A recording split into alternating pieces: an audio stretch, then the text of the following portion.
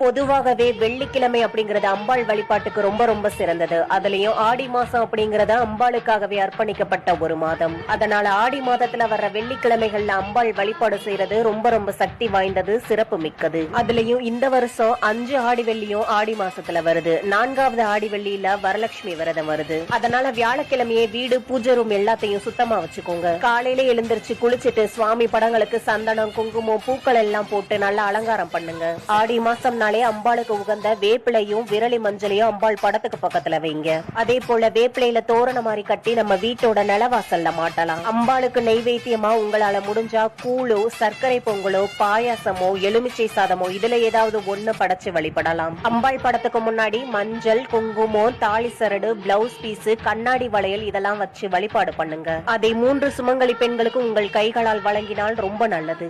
உங்களுக்கு அம்மன் பிடிக்கும்னா ஓம் சக்தின்னு கமெண்ட்ல சொல்லுங்க.